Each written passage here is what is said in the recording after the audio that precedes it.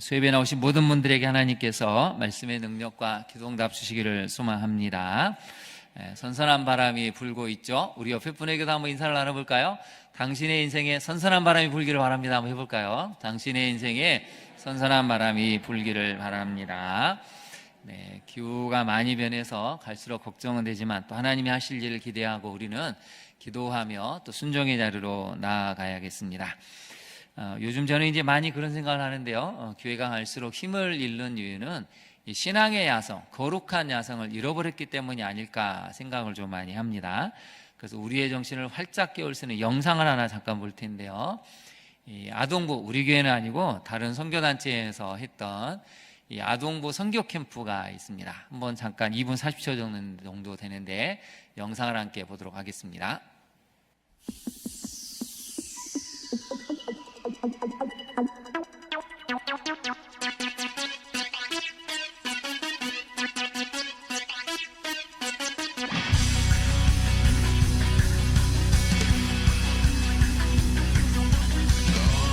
복음 강의 들을 때 선생님이 자기도 이렇게 어려움이 있었지만 이렇게 나왔다는 게 너무 놀라웠고 나도 저렇게 되고 싶다라는 그런 생각이 들었어요.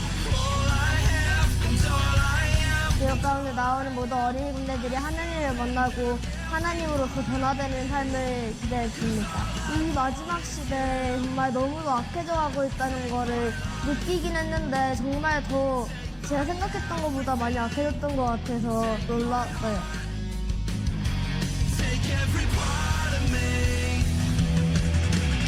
찬양할 때 하나님이 복음을 주셨어요. 하나님 말씀을 읽고 앞으로 더 불순종 안 하고 살려고요.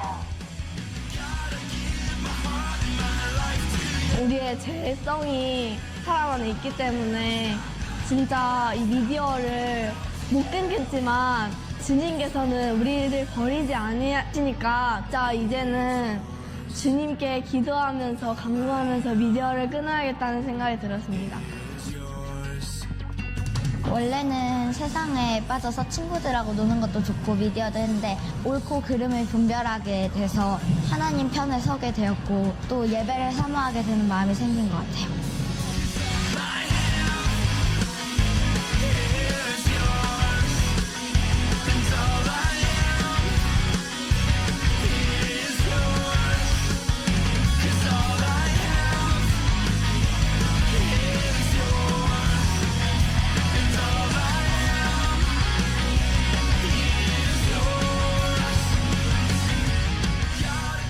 성령이 충만하게 임하여 주시옵소서. 우리 어린아이들 세대 가운데 권능을 받게 하여 주시옵소서. 마지막 주님의 어린이 군대가 주의 권능으로 성령으로 충만케 되어지게 하여 주시옵소서. 오직 주만이라는 가사의 찬양을 하게 되었는데 할 때 진짜 주님만 사랑하게 되고 주님만 경배하게 돼요. 하나님을 제 1순위에 두고 나 자신을 하나님 앞에 드리기를 힘쓰는 자가 되어야겠다고 생각했습니다.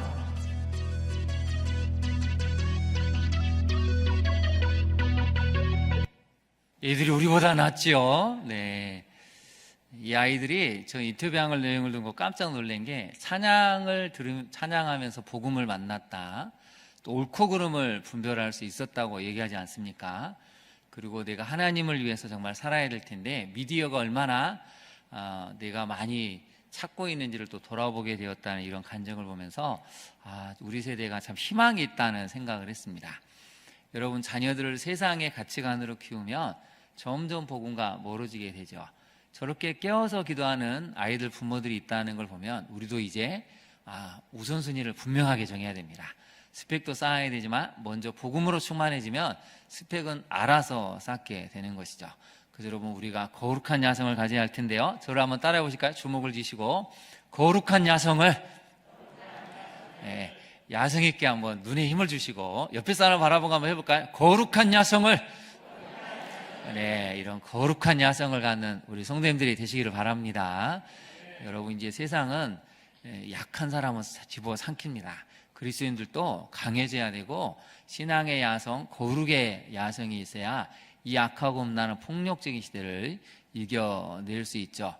이제 사단은 고난보다는 오히려 편한 쪽으로 이제 방향을 바꾸는 것 같습니다. 미디어를 보고 있으면 모든 근심 걱정이 다 사라지잖아요. 점점 쇼츠에 중독이 되고 유튜브에 중독이 되니까 사람들이 이제 박해의 고난보다는 이게 더 좋으니 무너지기 시작한 것 같습니다. 거룩의 야성을 지키려면 그래도 기도의 자리에 말씀을 한 구절이라도 더 읽고 말씀 읽는 자리에 나오면 거룩한 야성이 생겨나기 시작합니다. 우리 다음 세대, 우리 자녀들이 이런 거룩의 야성을 가지고 이 세상을 변화시킬 수 있는 자녀들 되기를 또 간절히 소망합니다. 요엘서 말씀을 한번 살펴볼까요? 요엘서는 화면을 한번 보실까요? 요엘서의 중요한 특징이 4가지가 있습니다. 바이블 에센스의 김윤희 교수님이 이제 성경마다 이 결혼을 얘기하시는데 이 강의 내용 중에 하나를 발췌를 했습니다. 4가지 특징이 있는데 여호와의 날, 심판의 날을 강조하죠. 그리고 여호와의 날이 어떤지를 아주 자세히 묘사를 하고 있습니다. 3번째는 사도들에게 중요한 예언서이죠. 사도 베드로가 이 오순절 성령 강림 사건 때문에 놀라서 달려온 많은 사람들에게 마지막 때 하나님의 영, 여호와의 영이 어떻게 임하게 되는지를 설명한 것이 바로 요엘서에 나와 있습니다. 그리고 마지막으로 회개의 중요성을 아주 강조하고 있는 성경이 바로 이 요엘서라고 할 수가 있겠습니다. 이제 오늘 본문으로 한번 잠깐 가보실까요? 오늘 본문을 보시면 나팔을 불라라고 말씀하십니다. 이스라엘 백성들에게 나팔을 불 때는 전쟁이 일어날 때나 절기가 다가올 때나 중요한 일이 있을 때 나팔을 부는데 오늘 보니까 이 나팔을 불어서 거룩한 금식일을 정하고 이 성회를 소집해라고 나와 있습니다. 거기다 밑줄을 그어보실까요? 거룩한 금식일. 여러분 그냥 금식일을 정한다 그러면 되는데 앞에 수식어가 있습니다. 어떤 금식일이라고요? 거룩한 금식일이죠. 왜 거룩한 금식이라고 했을까요? 우리의 죄를 하나님 앞에 고백하고 우리 안에 내면에 가득 차 있는 악을 물리치고 다시 한번 하나님이 우리를 치유하시고 상처를 싸매 주시고 악을 몰아내시는 소멸하시는 그 하나님을 만나는 금식일은 거룩하다는 것입니다. 그래서 여러분 거룩한 금식일을 정해라고 했죠. 여러분 거기다 한번 네모를 쳐보실까요? 정하다는 게 굉장히 중요합니다. 여러분 매일은 어렵겠지만 일주일에 하루 한 끼 정도는 금식을 정하는 게 중요합니다. 금식의 놀라운 이력은 뭐냐면 절제하게 되고 죄에 대해서 끊을 수 있는 힘이 생기게 되고 하나님을 만날 수 있는 동력을 얻게 되는 것입니다. 그래서 여러분 가능하면 정해야 됩니다. 내가 기도 시간도 정해보고 말씀을 묵상하는 시간도 정해보고 오늘 본문처럼 금식일을 한번 정해봐야겠다. 이렇게 할 때 하나님이 우리를 만나 주신다는 것이죠. 그래서 여러분 16절을 보시면 백성을 모아 그 모임을 거룩하게 하라고 했죠. 거기다도 밑줄을 그어보실까요? 그 모임을 거룩하게 했다는 것은 메모를 해보실까요? 준비했다는 것입니다. 몸과 마음을 하나님을 만나기 위해서 깨끗이 씻고 또 마음을 하나님이 우리를 받아주시도록 정결하게 했다. 이 준비했다는 뜻이 그 모임을 거룩하게 한다는 뜻이 있는데요. 놀라운 사실은 여러분 16절에 보면 모이는 대상이 있습니다. 장로들을 모으죠. 신랑 신부 이제 각 결혼하고 너무 행복한 신혼의 달콤한 꿈에 빠져있는 신랑도 그 방에서 신부도 그 방에서 나오게 하는데 여러분 중간을 한번 보실까요? 중간에 누가 나오냐면 어린이와 누구도 모으라고 나와 있습니까? 젖 먹는 자를 모으라는 것입니다. 왜 어린이와 젖 먹는 자를 모으라고 얘기할까요? 어린이까지는 이야기하는데 젖 먹는 갓난아기까지 거룩한 금식일을 정할 때 다 모이라는 것입니다. 제가 이제 주석을 한번 찾아봤습니다. 왜 그랬을까 봤더니 가장 주석에서 강조하는 건 뭐냐면 부모가 죄를 저질렀을 때 부모가 심판을 받으면 여러분 그 피해는 누가 당합니까? 네, 자식들이 당하게 되죠. 부모가 죄를 저질러서 회개하지 않으면 하나님이 심판을 하십니다. 그러면 부모는 부모의 죄대로 심판을 받지만 그 여파는 누구한테 가냐면 자기 자녀들, 심지어는 젖 먹는 아이가 있다면 엄마 아빠가 만약에 하나님 심판을 하실 때 일을 못한다든지 질병에 걸렸다든지 하면 자녀들의 인생이 굉장히 어려워집니다. 그래서 어린이 젖먹는 자들까지 모으라는 것은 부모들이 자신의 죄를 보고 내 죄가 자녀들에게 물려지면 안 되는구나, 내 죄 때문에 우리 어린 자녀들이 큰 고통을 겪으면 안 되는구나, 이 마음을 가지고 함께 참여하라는 의미에서 어린이 젖먹는 자들까지 다 이 회개의 자리, 금식의 자리로 나오라고 했다는 것이죠. 그러면서 특별히 여러분 17절 한번 볼까요? 여호와를 섬기는 제사장들은 회중이 모였을 때 낭실, 동쪽 출입구에서부터 제단 사이에서 엎드려서 이제 울며 이렇게 해야 된다고 나옵니다. 여러분 거기다 한번 밑줄을 그어보실까요? 여호와를 섬기는 제사장들은 지도자들을 이야기하죠. 지도자들은 하나님 앞에 엎드려서 울며 이렇게 얘기를 해야 됩니다. 한번 같이 한번 읽어볼까요? 그 부분을 여호와여부터 시작. 여호와여, 주의 백성을 불쌍히 여기소서. 주의 기업을 욕되게 하여 나라들로 그들을 가난하지 못하게 하옵소서. 어찌하여 이방인으로 그들의 하나님이 어디 있느냐 말하게 하겠나이까 할지어다. 거기다도 네모를 쳐보실까요? 여호와여, 주의 백성을 불쌍히 여기소서. 한마디로 말하면 너무 지금 수치를 겪어서 고개를 들 수 없다는 것입니다. 너희들 믿는 하나님이 어디 있느냐? 야, 하나님 살아계시다면 너희가 이런 고통을 겪으면 안 되지. 이런 이방 나라들의 조롱을 견딜 수가 없다는 것이죠. 그래서 하나님, 주의 백성을 불쌍히 여기소서. 여러분 이걸 응용해 보면 여호와여, 나의 자녀를 불쌍히 여기소서. 내 남편을, 내 아내를, 우리 성도를, 이웃을 불쌍히 여기옵소서, 이렇게 기도해야 한다는 것이죠. 여러분 여호와여 주의 백성에다가 이걸 이렇게 넣어볼까요? 우리 이름을 넣어서 한번 해보겠습니다. 우리 자신의 이름을 시작. 여호와여 동주를 불쌍히 여기소서. 우리 자녀 이름을 넣어서 한번 해볼까요? 시작. 여호와여 준서준이를 불쌍히 여기소서. 자, 오른쪽에 있는 성도 이름을 넣어서 한번 해볼까요? 시작. 여호와여 불쌍히 여기소서. 여러분 하나님이 불쌍히 여겨달라는데 외면하시겠습니까? 이 기도는 엄청난 위력이 있습니다. 여러분 사람들이 우리를 찾아와서 죄를 제발 좀 불쌍히 여겨주세요 하면 아주 악한 사람 빼고는 여러분 정말 긍휼한 마음이 생깁니다. 불쌍히 여기는 마음이 생기죠. 하물며 하나님 앞에 엎드려서 저희를 좀 불쌍히 여겨주십시오 하면 하나님이 외면하실 수가 없습니다. 그래서 여러분 이제 굉장히 중요한 구절이 나오는데요. 우리 18절을 같이 한번 큰절을 읽어볼까요? 그때에 여호와께서 자기의 땅을 극진히 사랑하시어 그의 백성을 불쌍히 여기실 것이라. 놀랍죠? 그때에다 한번 네모를 쳐보실까요? 그때에는 이렇게 울며 회개할 때, 거룩한 금식일을 정해서 젖먹는 아이, 어린이들, 모든 부모들이 다 모여서 제사장들과 함께 엎드려 하나님 우리를 불쌍히 여겨주십시오, 그렇게 기도할 그때에 두 가지가 나오는데요. 자기의 땅을 극진히 사랑하신다고 나와 있죠. 땅이 너무 고통스러워졌다는 것입니다. 너무 인간의 제약 때문에 땅이 황폐해졌다는 것이죠. 그래서 하나님이 땅을 너무 불쌍히 여겼다는 뜻입니다. 땅을 보고 한탄하셨다는 것이죠.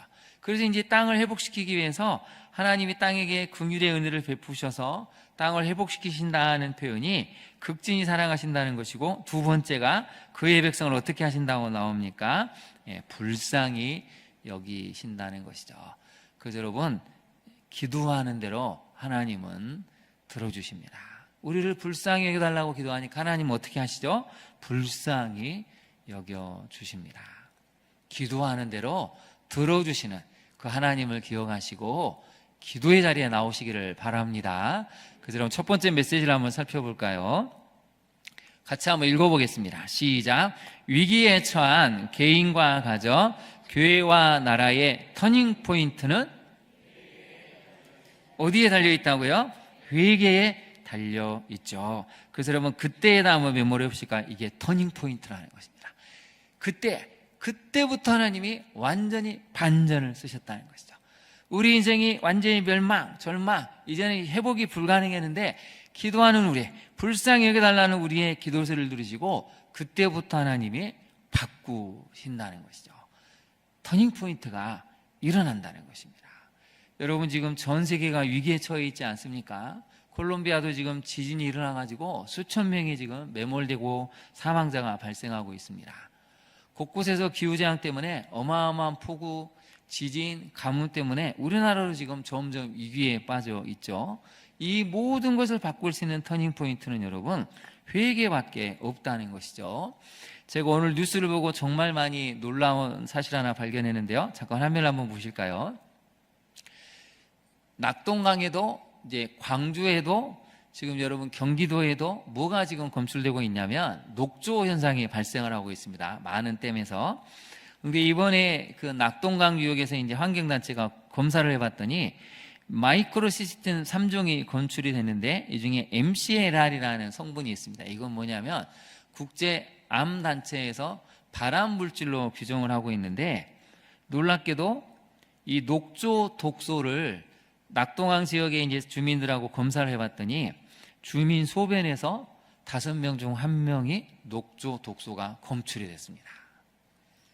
마시는 물을 통해서 어디에서 유입이 됐는지 모르지만 오늘 뉴스에 이게 보도가 됐습니다. 이게 낙동강 유역뿐만이 아니고 광주에 있는 댐에서도 또 수도권에 있는 댐에서도 이게 점점 많아지고 있다는 것이죠. 여러분, 우리가 회개하고 탐심을 물리치지 않으면 개발이라는 미명하에 자연은 계속 훼손이 되고 결국 이 고스란히 피해는 그리고 우리 다음 세대가 다 지금 짊어지고 가야 될 상황이 됐습니다. 더 늦기 전에 개발 탐심을 멈춰야 됩니다. 하나님이 원하시는 창조 질서를 회복하려면 좀 더 불편하고 좀 더 하나님이 원하시는 삶이 무엇일까를 생각하고 절제하면서 회개할 때 구원의 역사가 일어나게 된다는 것이죠. 그래서 여러분 적용을 한번 볼까요? 지금 심각한 위기에 처해 있음을 알고 우리 세대의 죄를 회개하고 있습니까? 저도 말씀을 준비하면서 제 자신에게 한번 물어봤습니다. 정말 알고 있을까? 이게 얼마나 지금 심각한 위기가 시작된다는 것을 나는 얼마만큼 인지하고 있을까를 제 자신에게 물어봤습니다. 우리 성도님들은 어떠십니까? 여러분 지금 얼마나 심각한 위기에 우리가 문을 열고 지금 들어서고 있는지 우리 성도님들 알고 있으십니까? 제가 너무 협박하는 것 같지만 이미 현실이 그렇게 가고 있기 때문에 지금 여러분 우리가 회개하고 이걸 늦추지 않으면 우리 다음 세대는 여러분 그대로 이 짐을 지고 가야 되는 무거운 상황에 직면이 있죠. 그래서 여러분 두 번째를 같이 한번 읽어볼까요? 개인과 교회 역사의 터닝포인트는 온전한 회개에 있음을 깨닫고 기도의 자리로 나아갑니까? 여러분 기도해야 마음이 바뀝니다. 마음이 바뀔 때 순종하는 행동을 하게 되죠. 기도하지 않는데 마음이 바뀐다? 어렵습니다. 기도해야 우리의 강팍한 마음, 금강석 같은 마음이 말랑말랑해지고 하나님의 말씀이 들어오게 되고 스펀지처럼 흡수하면 생각이 바뀌죠. 생각이 바뀌면 행동을 하게 되고 행동을 하게 되면 변화가 일어나게 된다는 것입니다. 오늘 요엘서는 분명하게 알려주죠. 회개해야 된다. 그럴 때 오늘 말씀처럼 이 18절 말씀처럼 그때에 하나님이 불쌍히 여기셔서 완전한 반전을 쓰신다고 알려주고 계십니다.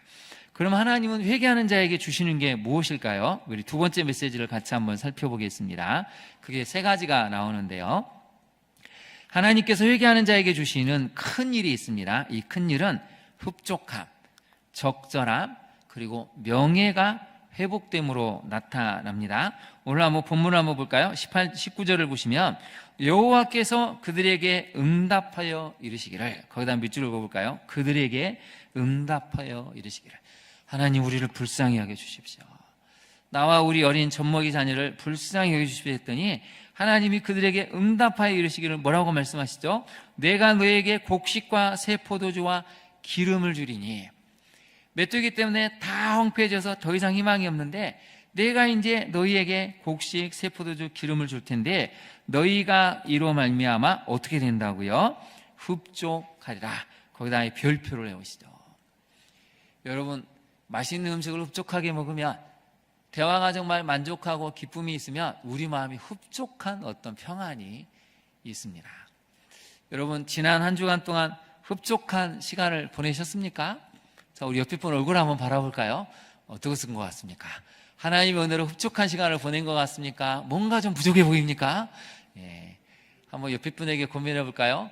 하나님의 은혜로, 제가 이러면 흡족해 주시기를 바랍니다. 해볼까요? 하나님의 은혜로. 예. 여러분, 하나님의 은혜로 흡족해야 우리 인생에 기쁨이 있고 평안이 있고 감사가 있습니다. 오늘 본문도 분명하게 얘기하지 않습니까? 너희가 이로 말미암아 흡족하리라. 저를 한번 따라서 해볼까요? 내 인생이 하나님의 응답으로 말미암아 흡족하리라. 예, 여러분 믿으십니까? 예, 하나님의 은혜로 말미암아 흡족하게 되면요, 다른 것이 부럽지 않습니다. 근데 우리가 이것을 자꾸 잊어버리니까 엉뚱한 데서 흡족한 걸 찾으려고 하죠. 그러니까 중독이 되고 폭력이 일어나고 음란이 일어나고 쾌락이 계속해서 일어나는 것이죠. 지난주에도 한번 우리가 살펴봤지만 14절 말씀, 누가 알겠느냐 하고 하나님 말씀하지 않았습니까? 너희 인생에 이렇게 바뀌어질 줄 누가 알았겠느냐. 오늘 본문도 보니까 흡족한 인생이 될 줄 누가 알겠느냐고 오늘 하나님은 알려주시는 거죠. 내가 다시는 너희가 나라들 가운데 욕을 당하지 않게 해주겠다고 하나님이 말씀을 하십니다. 여러분, 욕에다 한번 네모를 쳐보실까요? 근데 욕이란 단어는 뭐하고 연결이 되냐면 26절에 보면 내 백성이 영원히 무엇을 당하지 아니한다고요? 수치를 당하지 아니하리로다. 27절에도 보면 내 백성이 영원히 수치를 당하지 아니하리로다. 거기다가 한번 네모를 쳐보실까요? 수치와 수치가 나오죠. 상황을 보니까 이스라엘 백성들이 엄청난 욕을 먹고 있는 것입니다. 사람들한테 욕 먹고 있는 것이죠. 야, 하나님 믿는 백성이 이것밖에 안 돼. 조롱거리가 되고 비웃음거리가 되고 욕을 먹고 있습니다. 여러분, 우리가 사람한테 욕 하나 먹어도 막 잠을 못 잘 만큼 괴롭고 수치스럽죠. 욕을 넘어서 이제는 수치를 당하는 상황까지 이르렀다는 것입니다. 그러니 여러분, 이스라엘 백성들이 잠을 자겠습니까? 잠도 못 자죠. 내 인생에 이런 욕을 먹고 수치를 당하는데 어떻게 잠을 자겠습니까? 근데 하나님이 이것을 바꾸셔서 수치를 당하지 않고 명예가 회복되도록 바꿔주시겠다고 하죠. 그리고 또 하나가 있는데 여러분 23절을 한번 볼까요? 23절을 보시면 시온의 자녀들아 너희는 너희 하나님 여호와로 말미암아 기뻐하며 즐거워할지어다. 누구로 말미암아 기뻐해야 된다고요?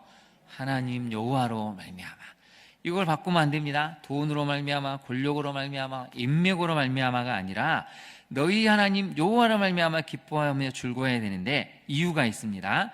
그가 너희를 위하여 비를 내리시되 이른 비를 너희에게 어떻게 주신다고요?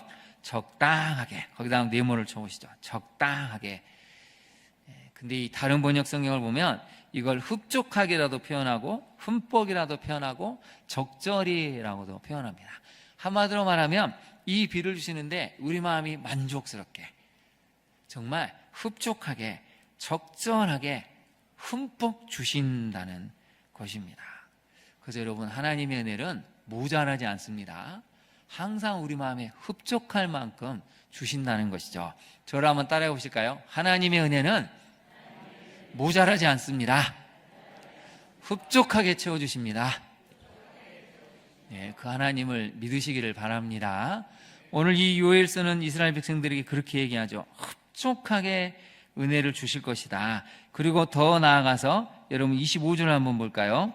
25절을 보시면 먹는 횟수대로 메뚜기, 느치, 황충, 팥중이가 먹은 횟수대로 너희에게 갚아주리니. 거기다 더 밑줄을 그어보실까요? 먹는 횟수대로, 너희가 고통을 당한 횟수대로, 너희가 정말 삶의 희망이 끊어져서 절망의 고통, 흑암의 터널을 지나는 그 횟수만큼 갚아주겠다. 이게 하나님의 은혜라는 것입니다. 그래서 여러분, 성경을 묵상할 때 때로는 단어들을 묵상하면 굉장히 좋습니다. 한번 다시 한번 살펴볼까요? 14절에 보시면 누가 알겠느냐가 나와 있죠. 그 다음에 18절에 보시면 그때가 나와 있습니다. 그리고 하나님 어떻게 하셨죠? 그의 백성을 불쌍히 여기셨죠. 그리고 그들에게 응답을 하셨습니다. 그래서 그 응답의 결과는 뭘로 나와 있습니까? 오늘 본문을 보니까 23절에 적당하게가 나와 있죠. 25절에 보면 먹은 횟수대로 너에게 어떻게 한다고요? 갚아주리니. 거기다 너무 내보를 쳐보시죠. 갚아주리니. 그리고 또 하나는 내 백성이 영원히 수치를 당하지 아니하도록 만들어 주겠다는 것입니다. 우리 이 부분을 같이 한번 읽어볼까요? 내 백성이 영원히 수치를 당하지 아니하리로다. 내 백성이 영원히 수치를 당하지 아니하리로다. 아멘. 여러분 인생이 이런 인생 되시기를 바랍니다. 이게 바로 하나님이 행하시는 큰 일입니다. 그래서 여러분 20절에 나와 있는 큰 일에다도 한번 동그라미를 쳐보시고 21절에도 나오는 여호와께서 큰 일을 행하셨음이로다. 큰 일에다 한번 동그라미를 쳐보시죠. 하나님이 작정하시면 우리가 상상할 수 없는 큰 일이 우리 인생에 일어나게 됩니다. 그래서 우리가 해야 될 일은 기대하는 것이고 기다리는 동안 기도하는 것이죠. 이걸 잊어버리면 안 됩니다. 그래서 우리 인생은 항상 하나님이 하실 일을 기대하는 것, 이게 믿음이고 기다리면서 기도해야 한다는 것이죠. 그래서 적용을 한번 해볼까요? 첫 번째 적용입니다. 여러분, 궁핍과 결핍, 고난으로 인해서 수치스러운 감정을 갖고 있습니까?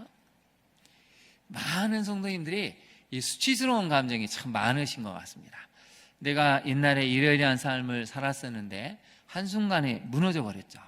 너무 수치스럽습니다. 부끄럽습니다. 나가면 그냥 사람들이 나를 욕하는 것 같고 수군거리는 것 같아서 고개를 들 수 없는 것 같습니다. 이게 우리가 경험하는 수치스러운 감정이죠. 근데 오늘 하나님은 뭐라고 말씀하시죠? 내 백성이 영원히 수치를 당하지 아니하리로다. 하나님이 자녀된 우리가 수치당하는 걸 보고만 있으시겠습니까? 누구보다도 아파하시고 가슴 졸이시고 정말 어떻게든 이 수치의 상황을 바꾸어 주고 싶으신 분이 하나님이시죠. 그래서 우리는 여러분 그 하나님을 믿어야 됩니다. 그래서 두 번째를 같이 한번 읽어볼까요? 그 모든 것을 잊게 해주시고 갚아주시며 명예를 회복시켜 주실 하나님을 기대하고 기도의 자리로 나아갑니까? 여러분 그 모든 과거의 수치를 잊게 해주시고 갚아주시고 명예를 회복시켜 주실 그 하나님을 믿고 기도의 자리로 나가고 또 믿음의 삶을 견뎌내시는 우리 성도님들이 되시기를 바랍니다. 그럴 때 하나님의 역사를 경험하게 된다는 것이죠. 세 번째를 한번 살펴볼까요? 세 번째는 하나님께서 나와 함께 동행해 주시는 복이 최고의 복임을 알고 매일 그 복을 누려야 하는데요. 요일서에서 중요한 요절을 뽑으라 그러면 오늘 우리가 읽은 2장 27절이 그 요절에 해당이 됩니다. 우리 같이 한번 읽어볼까요? 시작. 그런즉 내가 이스라엘 가운데에 있어 너희 하나님 여호와가 되고 다른 이가 없는 줄을 너희가 알 것이라. 내 백성이 영원히 수치를 당하지 아니하리로다. 아멘. 여러분, 내가 이스라엘 가운데에 있어 너희 하나님 여호와가 되겠다는 이것은 이방 민족들이 우상을 숭배했을 때는 도저히 상상할 수 없는 것이죠. 너희 가운데 있다는 것은 동행해 주시겠다는 뜻입니다. 함께 주시겠다는 뜻입니다. 여러분, 우리 어린 자녀들이 아무리 아파도 엄마 아빠가 옆에 있으면 힘들어도 견뎌냅니다. 왜요? 엄마 아빠가 반드시 나를 위해서 기도해주고 좋은 병원을 찾아주고 약을 먹여주고 회복시킬 때까지 끝까지 나와 함께 있음을 알기 때문에, 그렇기 때문에 부모가 옆에 있으면 자녀들은 아무리 힘들어도 이겨냅니다. 마찬가지로 여러분, 하나님이 우리와 함께 매일 함께 하신다면 지금은 좀 힘들고 어려워도 하나님이 내 손을 잡고 이 어둠의 터널을 통과하시도록 인도하시는구나, 그 믿음을 가지면 우리도 마음의 평안을 누리고 기뻐할 수 있다는 것이죠. 여러분, 매일매일 여러분과 동행해 주시는 그 하나님의 동행의 복을 누릴 수 있는 우리 성도님들이 되시기를 바랍니다. 그럴 때 놀라운 역사가 일어나게 된다는 것이죠. 그래서 여러분, 우리 자녀들에게도 이렇게 기도를 하셔야 됩니다. 27절을 다시 한번 보면, 그런즉 내가 하나님이 우리 자녀 가운데 있어서 우리 자녀 하나님 여호와가 되고 다른 이가 없는 줄을 우리 자녀가 알게 될 것이다. 우리 자녀는 영원히 수치를 당하지 아니할 것이다. 이렇게 기도하시기를 바랍니다. 하나님이 동행하시면 여러분 그 고통의 시간은 끝이 나게 되죠. 우리가 하나님과 동행하지 못하기 때문에 늘 불안하고 감정이 혼동스럽고 뒤틀립니다. 근데 하나님이 나와 함께 하신다면 폭풍 속에서도 평안함을 유지할 수 있고 기쁨으로 삶을 감당할 수가 있습니다. 적용을 한번 해볼까요? 매일 하나님께서 나와 동행하심을 여러분 알고 있습니까? 한번 대답해 보시죠. 여러분은 매일 하나님이 여러분과 동행하심을 알고 있습니까? 네, 그 하나님을 믿고 오늘도 내일도 살아가시기를 바랍니다. 근데 우리가 해야 될 일이 있죠. 두 번째를 같이 한번 읽어볼까요? 하나님과 함께하는 동행의 복이 최고의 복임을 자녀들에게 가르치고 있습니까? 여러분 자녀들에게 최고의 복은 뭐냐면 뭐 학교에 들어가는 거, 대학에 들어가는 거, 좋은 직장에 들어가는 거, 결혼하는 거 이것도 다 복이지만 진짜 인생의 최고의 복은 하나님이 너와 함께 하신다. 하나님이 너와 함께 하셔. 그러면 그걸로 충분하다. 요걸 경험을 하면 여러분 자녀들이 어떤 상황에서도 주눅들지 않습니다. 이겨낼 수 있습니다. 우리가 이 믿음이 약하니까 이런 하나님이 우리가 동행해 주시는 복이 최고의 복인지를 자꾸 잊어버리니까 세상 사람들처럼 우선순위가 밀려나는 것이죠. 그런데 여러분 요엘서 다시 한번 2장 17절을 보십시오. 그런즉 내가 이스라엘 가운데에서 너희 하나님 여호와가 된다라고 말씀하시죠. 이 말은 다른 뜻으로 표현하면 책임을 져주시겠다는 뜻입니다. 내가 책임져 줄게. 내가 하나님이 되어서 너의 인생 책임져 줄게. 이게 하나님의 마음이죠. 그래서 여러분 대고라는 단어에 아예 별표를 해보십시오. 그냥 별표를 크게 하시고 메모를 하셔야 됩니다. 책임지신다는 것이죠. 하나님이 나의 하나님이 된다는 것은 너의 인생을 처음부터 끝까지 다 책임져 주겠다는 뜻입니다. 그 하나님을 믿고 나아가는 우리 성도님들이 되시기를 바랍니다. 우리 자녀들도 이런 동행의 복을 누려서 평생 동안 하나님을 떠나지 않고 동행의 복 속에서 이런 놀라운 하나님이 주시는 큰 일, 흡족함과 적절함과 명예가 회복되는 놀라운 인생을 살아갈 수 있기를 간절히 축원합니다.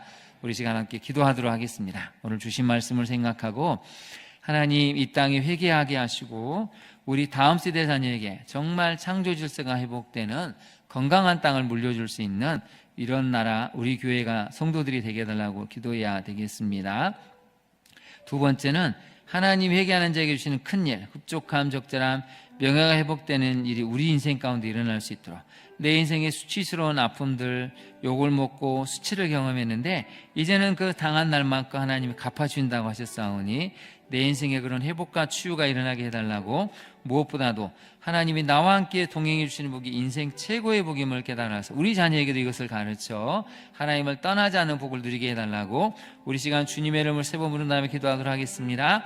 주여 주여 주여